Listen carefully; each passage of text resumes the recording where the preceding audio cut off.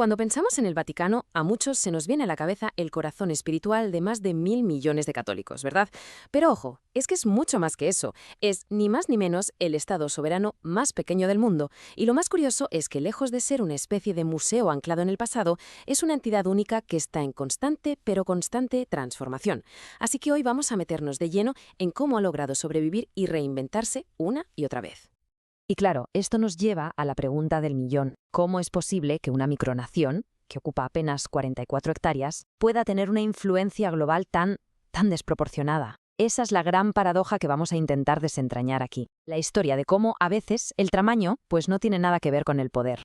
Y para entender todo esto, hay que irse al principio, al origen, porque para comprender el Vaticano que vemos hoy es que es fundamental echar la vista atrás y ver cómo nació como Estado moderno, y nació nada menos que de una crisis política tremenda.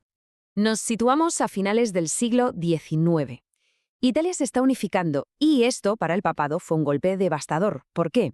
Pues porque de la noche a la mañana perdió todos sus territorios, los famosos estados pontificios, y se convirtió en una especie de estado sin país. Este enfrentamiento tan tenso, que se conoció como la cuestión romana, duró décadas. No fue cosa de un día para otro. ¿Y la solución cuándo llega? Pues no fue hasta 1929, con el Tratado de Letrán. Y fue un acuerdo histórico de verdad.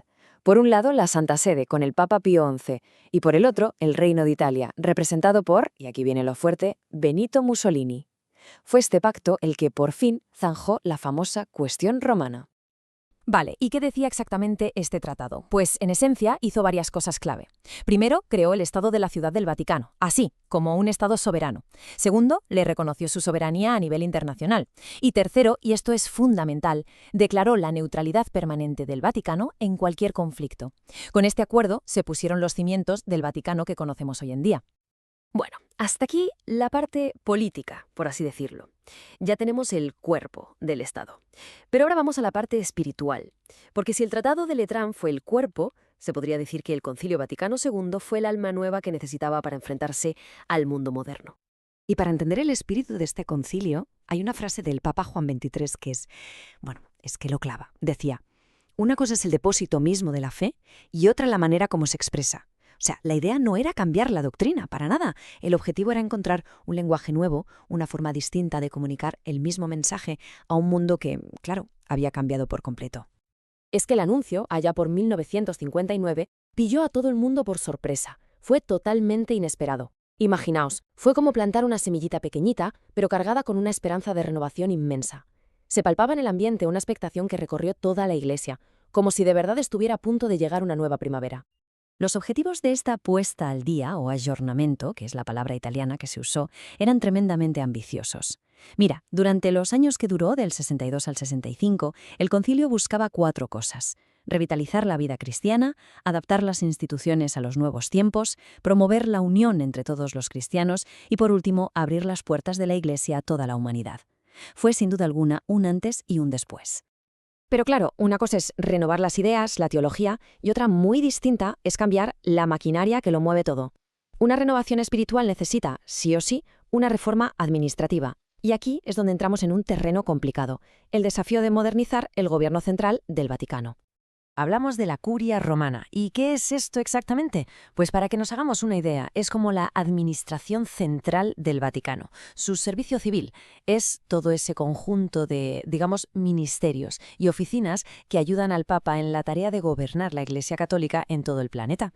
El problema, claro, es que esta estructura, con siglos y siglos de historia a sus espaldas, se había vuelto increíblemente compleja. Muchos decían que estaba anquilosada. Así que, cuando el Papa Francisco llegó al pontificado, se encontró con un sistema que pedía a gritos una actualización. Necesitaba ser mucho más ágil, más moderno y, sobre todo, más transparente. Y la respuesta de Francisco a este desafío llegó en el año 2022. Se llama Predicet Evangelium, que se traduce como Predicad el Evangelio. Y no es una reforma cualquiera, es la reestructuración más profunda y significativa que ha tenido la curia en muchísimas décadas. Y los principios detrás de esta reforma son un cambio de mentalidad total.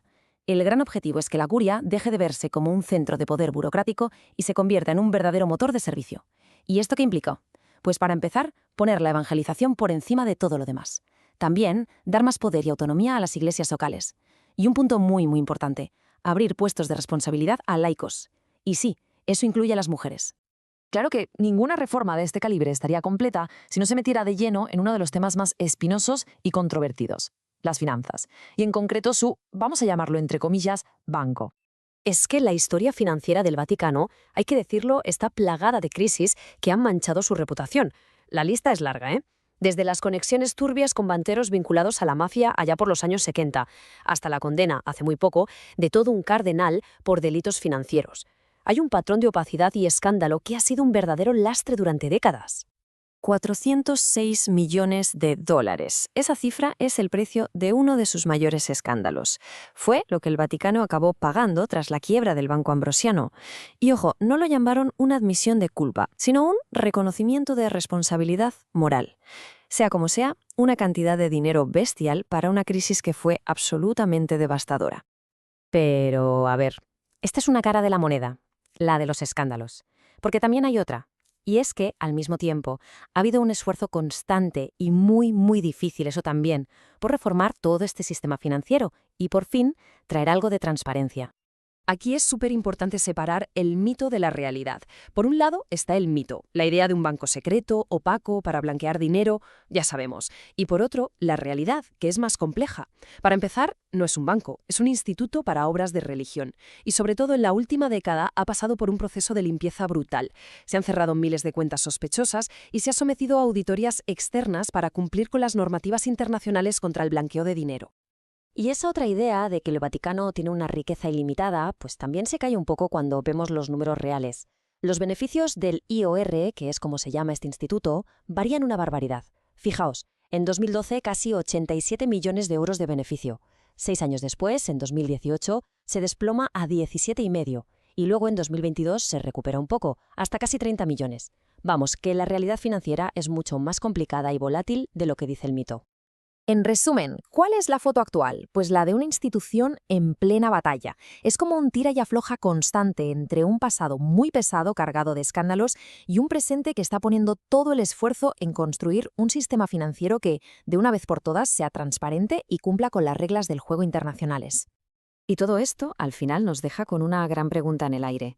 Desde su nacimiento casi por accidente político, pasando por sus enormes reformas internas y sus batallas financieras, si algo ha demostrado el Vaticano es una capacidad de adaptación asombrosa.